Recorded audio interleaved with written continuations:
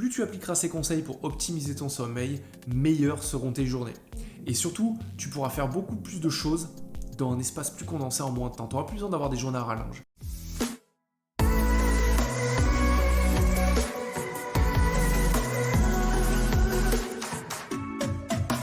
Dans cette vidéo, j'ai envie qu'on parle de sommeil et surtout de voir comment est-ce que tu peux l'optimiser au quotidien pour améliorer la qualité, la quantité de ton sommeil et te sentir en fait plus énergique et plus reposé. Je veux adresser ce sujet car je sais que c'est un problème de fond qui est vécu par beaucoup de Français. D'ailleurs, les stats le montrent, beaucoup de personnes disent être fatiguées. En 2019, la moyenne de sommeil en France est de 6h34, en 2020 elle est de 6h41. Alors ok, ça a augmenté un peu, mais c'est pas non plus transcendant. Surtout quand on sait que les recommandations du corps médical en général va aussi entre 7h et 9h de sommeil par nuit. Et ce pour une raison simple. Avant, quand la nuit tombait, on allait dormir. Aujourd'hui, on a pris le réflexe en fait d'allumer toutes les lampes possibles et inimaginables pour se dire allez, on va faire durer un peu plus la journée. Et ça justement, c'est la première chose que tu peux optimiser. Alors je te dis pas d'aller te coucher avec les poules dès que la nuit tombe, parce qu'en hiver, tu vas pas aller te coucher à 17h. Mais par contre, quand on parle des plafonniers, il faut comprendre que le cerveau, il a une manière bien propre à lui d'interpréter le signal lumineux.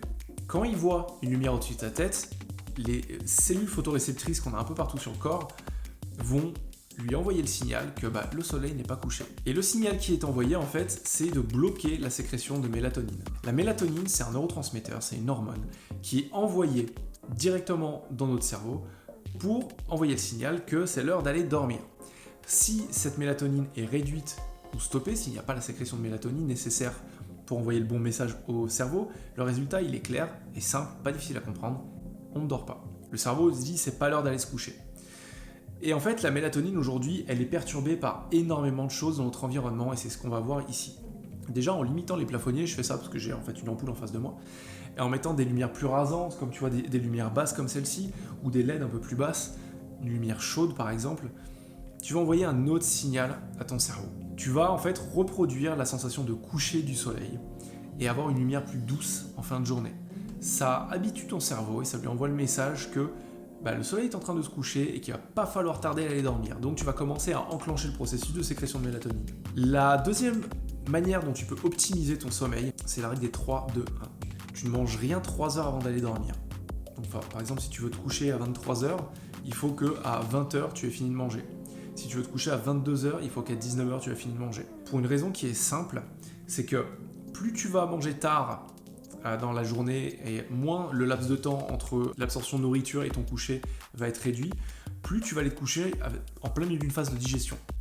La phase de digestion, ça fait travailler l'organisme, donc ça le fait monter légèrement en température, alors qu'en fait le processus d'endormissement est relié à un facteur qui est clé, c'est que ton corps doit baisser d'1 degré pour s'endormir. Donc si tu es en phase de digestion et que tu crées en fait de la température, tu vas avoir du mal à dormir et tu l'as bien vécu. Dès que tu manges une raclette, une fondue ou un repas bien arrosé, bien lourd, bien riche comme un cassoulet, on a toujours du mal à dormir. C'est normal parce qu'il y a une contradiction au sein de notre corps. L'organisme travaille alors qu'il devrait se reposer. Ça c'est le 3. Le 2, c'est que 2 heures avant d'aller dormir, tu devrais avoir totalement terminé de travailler. Pour une raison simple, le travail, ça demande une activité mentale. Et ce que tu veux, c'est que cette activité mentale, elle baisse petit à petit jusqu'au moment d'aller te coucher. Le 1, c'est à minima 1 heure avant d'aller dormir, le mieux c'est même 2 heures, c'est de ne pas regarder d'écran. Et ça a à nouveau à voir avec la mélatonine. En fait, la lumière bleue, elle est présente partout. Dans la lumière à l'extérieur, dans la lumière qui me projette là pour m'éclairer, dans mon écran, à la télé. Par contre, la lumière du jour, quand elle s'arrête en fin de journée, on n'a plus cette lumière bleue. Donc quand il n'y a plus de lumière bleue, notre corps sécrète de la mélatonine pour dire au cerveau, tu vas dormir. La problématique, c'est que donc, comme je viens de le dire, cette lumière bleue, il y en a dans les écrans, quels qu'ils soient. Et cette lumière bleue, elle va en fait réduire en fin de journée la sécrétion de mélatonine de 40 à 50% dans le sang. Donc penser que tu vas t'endormir en regardant la télé, en regardant une vidéo, en jouant sur ton téléphone, sur ton iPad ou quoi que tu fasses derrière un écran, tu fous un peu le bordel en fait dans ton sommeil.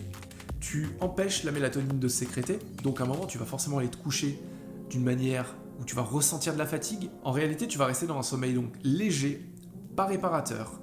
Et c'est la pire chose que tu puisses faire parce que Il y a différents types de sommeil, on n'en parlera pas là-dedans. Si tu veux plus de détails, il y a mon livre indéboulonnable, j'ai toute une partie sur le sommeil où je parlais de toutes les phases de sommeil et comment ça fonctionne. Tu peux t'en procurer une version en lien. Mais ce qui est important de retenir, c'est qu'il y a le sommeil lent, le sommeil paradoxal, le sommeil profond. Et le sommeil profond, c'est toute la phase où en fait notre corps va se régénérer, où notre cerveau va faire le tri des informations inutiles, va supprimer les connexions neuronales qui ne servent à rien. Et ça va permettre en fait de créer les nouvelles connexions. Et ça va permettre de régénérer notre corps. Et plus ta phase de sommeil lent est importante, moins tu vas te régénérer, moins tu vas supprimer tout ce qui ne sert à rien dans ta tête, moins ton système lymphatique va purger toutes les toxines de ton cerveau, donc moins tu vas être en forme, moins tu vas te reposer, moins tu vas ancrer de nouveaux souvenirs. Ce qu'il faut pour ça, en fait, c'est optimiser, agrandir ta quantité de sommeil profond. Et ça, tu peux le faire en faisant les 3 choses que je viens de te dire. Supprimer les plafonniers, recréer une ambiance plus de coucher de soleil en fin de journée pour envoyer le bon message à ton corps, ne pas rester planté devant les écrans et aller te coucher en ralentissant.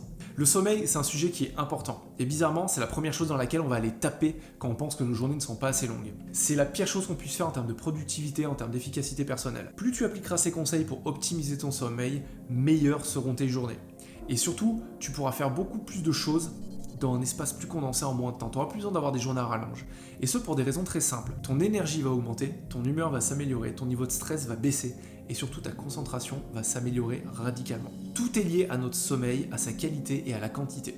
Donc prends soin de toi, fais bien dodo. Si tu as apprécié tout ce que je t'ai partagé dans cette vidéo, n'hésite pas à la liker. Moi, ça me donne de la force et ça permet à l'algorithme de pousser un peu la vidéo et de me donner de la visibilité. Toi, ça ne te coûte pas grand-chose. Moi, ça me fait énormément plaisir. Pose-moi tes questions en commentaire, abonne-toi, active la cloche pour les notifications, des vidéos comme ça j'en fais plusieurs fois par semaine. Je te dis à très bientôt, ciao.